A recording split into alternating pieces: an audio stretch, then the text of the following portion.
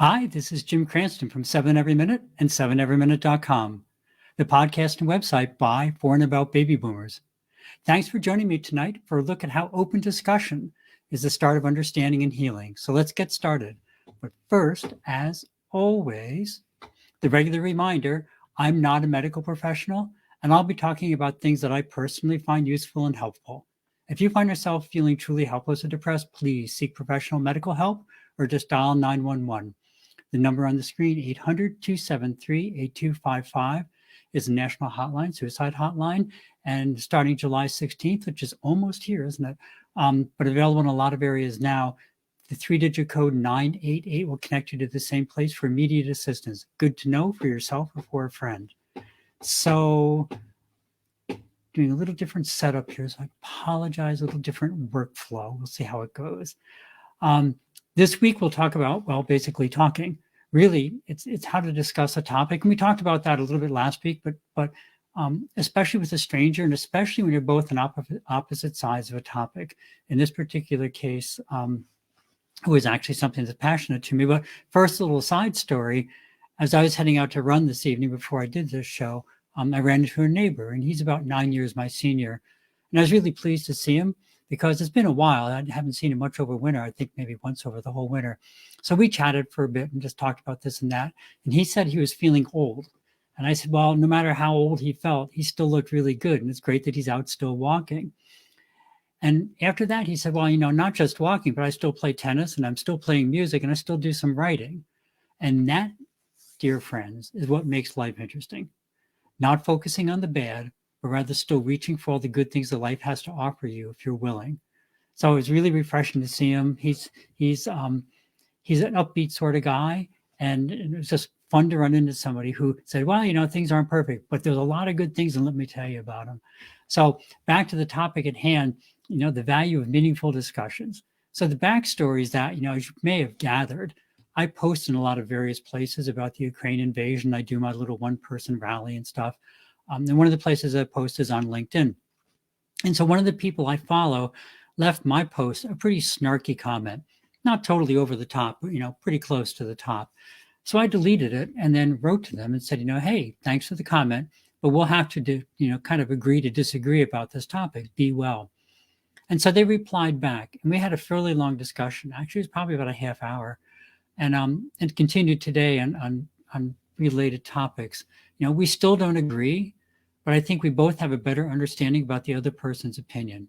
And it really made me reevaluate my position. Not to say that it changed my position completely, but that when you actually try and have a deep discussion with somebody, probably the biggest advantage of a difficult discussion is you really have to think about what it is you're saying and whether those arguments are really rational or not, or if it's just you're kind of digging your heels in and trying to keep the discussion from moving forward.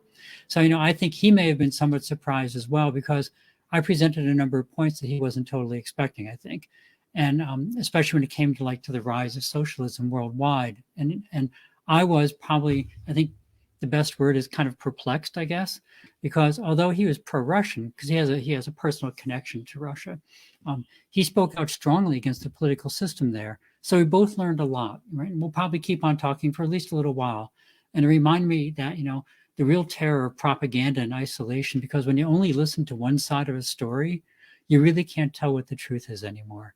I know a number of people who lived under the rule of the USSR, and all of them are concerned about the lack of meaningful discussion going on in the US and in most Western influence regions. Because when discussion ends, fascism and persecution begins, almost always. And relatedly, back to that original reason of how we met, his comment, my new acquaintance also missed a really good opportunity by leaving that snarky comment.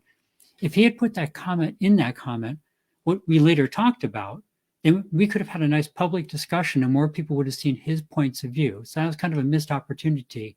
And so something, the next time you're on some social media or a talk show, you're driving along and someone says, hey, what do you think of this? And you pick up the point and say, I'll tell them what I think of this. Think about, not only are you not advancing your view really if you go in with a bad attitude, but you might be missing a really important opportunity to kind of persuade people and get them interested in a little bit more open to your side of the story. So that was my side of the story. But now what about you, right? when someone says something you think is just kind of stupid or whatever, do you just close your mind and hunker down in your own beliefs? Or do you listen to them? And if they're willing, try and have a discussion with them. We talked about this last week too, right? If you never learn about the other views, you get exactly what you see happening here. Everybody's afraid of and threatened by every dissenting thought. It's really a terrible way to live, and it's no good reason for it. And so much like my new acquaintance and I found out, and we are probably both, kind of already knew at some level, what we found out was that we really had a lot more in common than we had in difference. So the next time the opportunity arises, try putting on your listening hat, right? And try to have a meaningful discussion with somebody with a different view. And when I say, put on your listening hat, I mean to really purposefully listen. That means just listening when they're talking, not working on your reply, not looking for holes in their argument, just listening and understanding what they're saying. Then you can go and evaluate it. There can be 3 seconds of silence. It's fine. Think about it, evaluate it, and then present your side of the story. Don't attack them, just present your side of the story. Because if you're sitting there formulating your reply while they're still talking, you aren't really listening. And that's what you hear a lot these days. Hopefully at the end of it, both of you will have learned a little bit more about each other and discovered that you really aren't so different as you first thought. So that's it for the evening. Thanks for stopping by. Stay healthy, care for others, but remember to care for yourself so you can always be at your very best. And of course, please don't forget the war in Ukraine is still raging. And where is my other? There it is, ukr7.com. The war has really gotten just even worse. It's hard to believe than it was before. They're still targeting civilian areas, hospitals, non-military targets. Now they're also purposely blowing up schools and museums. It truly is genocide. They're just trying to erase that country. So if you're able and interested, the page of donations, donation links rather, is still up at ukr7.com, and that there's still a lot of people are still doing both humanitarian aid and there's still military aid. But if you're not comfortable doing military aid, a ton of people are doing humanitarian aid, and so consider it. And again, if somebody asks you, I wish I could do something, just give them the link ukr7.com, because remember, one of the best ways to care for yourself is to care for others.